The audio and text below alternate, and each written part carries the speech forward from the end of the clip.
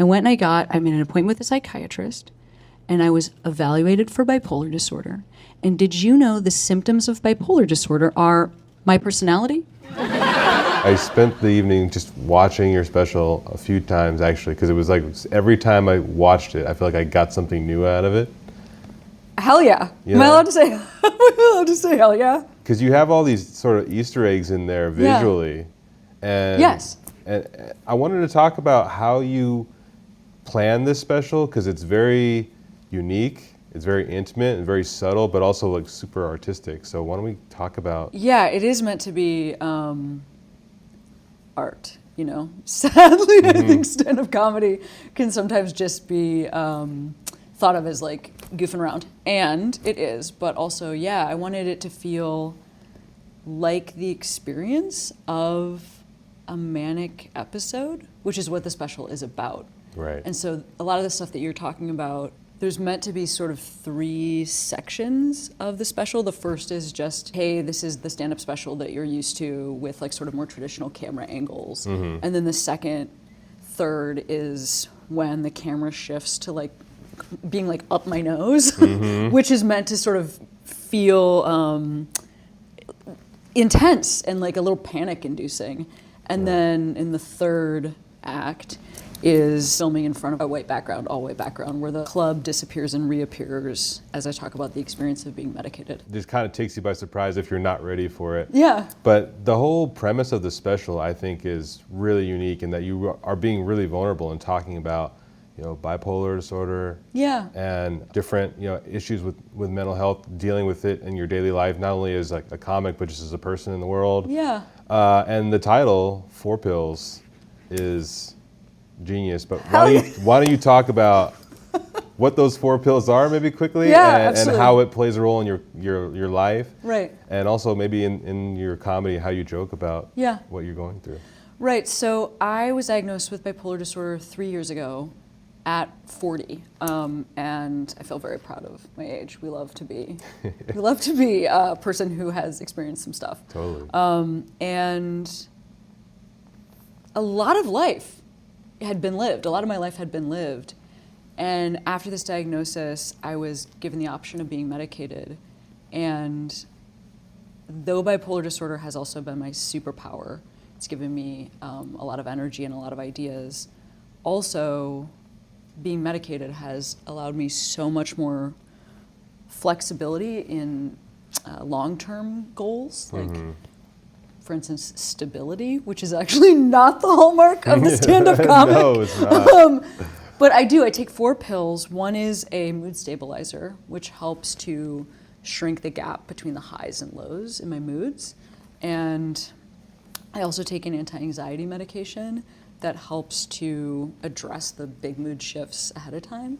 And I take 2 different things for sleeping. One is a sleep medication, and the other one is an anti-nightmare medication, which is so cool. It was originally, it's a medication for epilepsy, and they found that it has applications for PTSD. So a lot of vets have access to this medication, and it's veterans, not people who work with dogs. But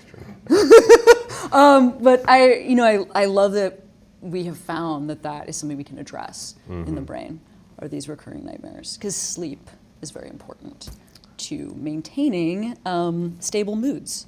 Right. Yeah, do you have any questions about that? Not everybody knows what bipolar disorder is. I mean, I have tons of questions about it, and I think that that's one great thing that you do in this special, in a way, is address a lot of those questions, even though it's a special that feels more like a conversation, and I think that is something that's really unique too, because you're sitting down, it feels like you're addressing the crowd in a more like intimate way. I love that about it. Yeah. But were there questions that you had from people in your life that had asked you about bipolar disorder that you felt like maybe some of that was addressed in in your material and the way you approach your material, your jokes? Well, I will be honest, the person in my life who had the least information about bipolar disorder but was affected by it the most was me, because I didn't know anything about bipolar disorder prior to being diagnosed. And it was a wild experience going and being evaluated by a psychiatrist, because it was like an hour-long evaluation. I mean, I say this in the special, and he didn't even have to tell me at the end, I think you have bipolar disorder, because I answered yes to all the questions. And so I told him, your personality. I was like, hey, just FYI, like I do think that I have bipolar disorder. And one thing that when I first read it, I didn't understand, but that has made so much more sense to me as I've been medicated, is the phrase goes through life as if driven by a motor.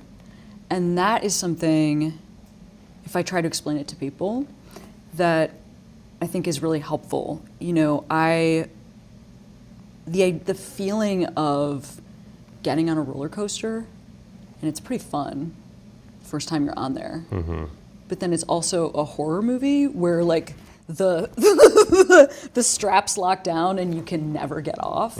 That is the feeling, and it's just brain chemicals. You know, it's just a flood of brain chemicals that not everybody has, and it means that no matter how exhausted or even the consequences in your life, you can't stop. You mentioned earlier that you feel like it's sort of like a superpower in comedy and ideas, and what's that? How can you describe that a little more? Totally. Yeah, I mean, the other thing that's really interesting is of any mental illness, and not to brag, well, maybe to brag, there are the most politicians, business leaders, and successful musicians or Hollywood stars that have this particular mental illness, because when it's working for you, I mean, no need to sleep, a zillion ideas, charismatic, no fear. You don't have the same fear sensors, and no sense of consequences. So you might take big risks like running for office or starting your own company. Yeah. And if those pay off, amazing. So it's like there's this line, right? There's the really positive, and then the line that can be crossed over is, oh no, this is starting to affect my life in a negative way because I can't stop, because I'm taking too many risks. And a lot of times I think people can cross back and forth over that line. At least that was my experience. Well, you talk about your personal relationships in the special pretty early on, including, getting divorced and also finding love again and everything. What's it like being someone with bipolar who's also a comedian who also has to deal with the world, but, on stage, but then you're also in your relationships having to navigate that. And what was that like for you? Well, I am very lucky because I believe the stats are something like 80% of people with bipolar disorder are not able to maintain long-term romantic relationships. And it's because, for as long as I've been dating, and I started, in my teens, I've always felt like I was trying to find somebody who could keep up with me. And what I eventually realized is that actually nobody can. That, they just didn't have those chemicals in their brain. And so I think the thing that is interesting about a romantic relationship, friendship stability, all that, is that longevity piece is not necessary for stand-up at all, right? Because stand-up is all about being in the moment and adjusting to the exact room that you're in. So again, in terms of talking about like that crossing back and forth, it's like the thing that made me really great at dragging a rolling bag into Portland and then like walking on stage basically straight from the airport and crushing also made it like so difficult for me to be married. Being medicated has just afforded me more options in working the difference between those two closer together, as opposed to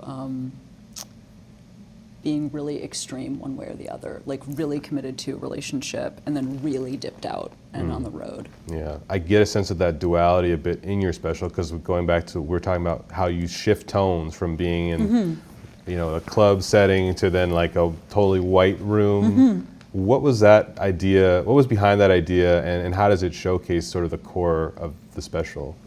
When I'm in this club space, and it was so cool, Dropout let me build a fake stand-up club, which like it would be cheaper to shoot at a regular club. Yeah. But I wanted to be able to control like the exact camera angles and where the audience was placed so that we could pull off this idea of escalating energy.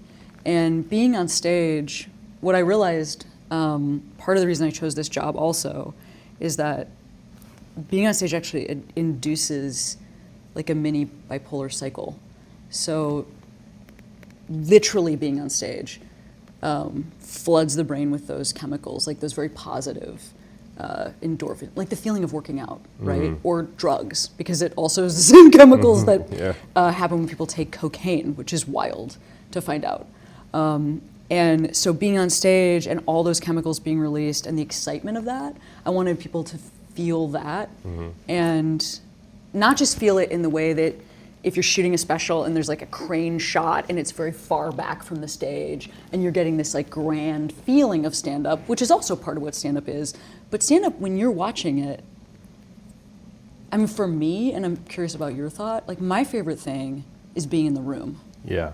Like always. I'd prefer that to watching the special. Right.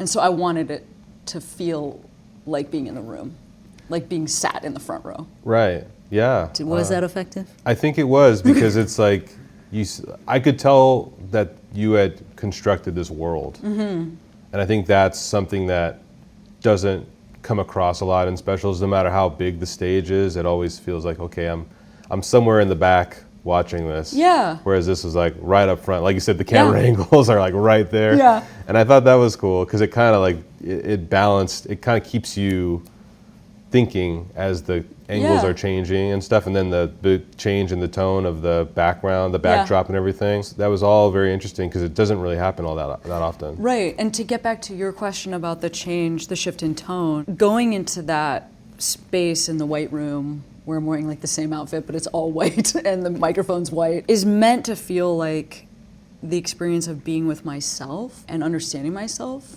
which is not something that I previously was afforded, actually. The easiest way that I had to connect with myself was in connecting to an audience, because I really felt like that energy in the room has been so important to me, down to even a spiritual level, which I say in the special, because it really feels like that human connection is never stronger for me than when I'm on stage. And I was not able to tolerate that connection with myself, because like my brain could never stop. It's like what you're talking about almost feels like this whole spiritual connection, which I think was kind of funny because you wanted to be a priest at one point. I did want to be a priest, yeah. How are priests and comedians similar? Yeah, I mean, How do you go from I don't know priest to why comedian? we don't talk about this overlap. Yeah. Well, I think the whole point is, you know, organized religion, philosophy, and stand-up comedy on their best days are all meant to solve the same question, which is, what are we doing here? And how does it feel to be here? And so like the funniest joke and the best sermon have so much overlap.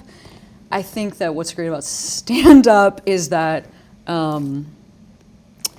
it isn't necessarily organized into like a, you know, the company that is also God Inc. that is trying to sell you something about how you're a bad person or you need to be doing life this way. And so for me, I feel like it's like the same job, but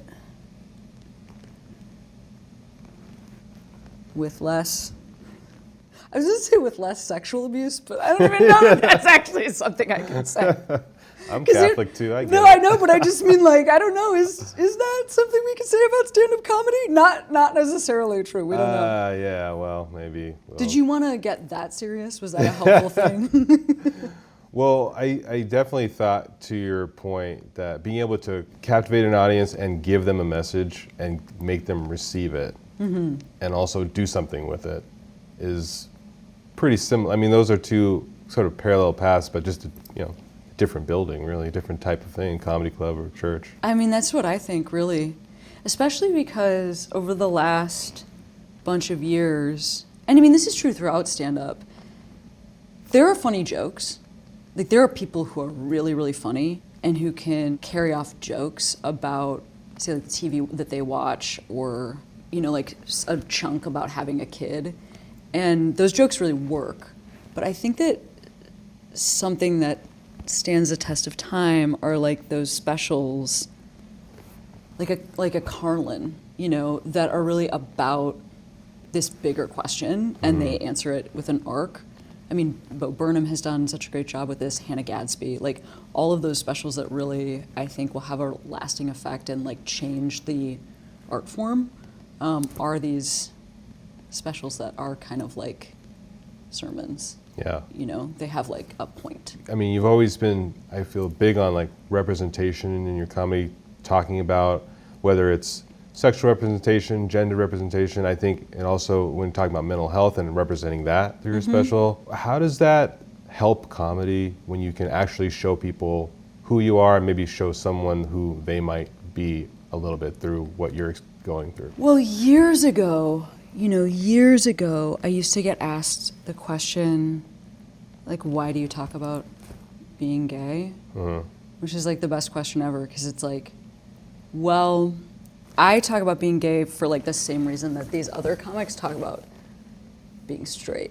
Because Right. it's like, what's happening in my life? Right. And so actually, as many people, again, I don't know, what's the tone here? What can I say? Like Anything. Yeah, I mean, like, I don't have blowjob jokes because like that's not a huge part of my life. Yeah. And I feel like the thing has just been that I'm talking about my life and I'm being honest, and I have found that there just are a lot of people who don't see themselves in other comics or on TV elsewhere, and it was something that I didn't really expect when I first started. I mean, I knew there weren't a ton of people like me that had mainstream success when I started 20 years ago, but I didn't know how much it would affect other people to see me. I have since had the opportunity to meet a lot of people who have given me a lot of feedback and information about what it means to them. Yeah. And I'm curious to see how this special will be received, because it's a new area that I'm talking about.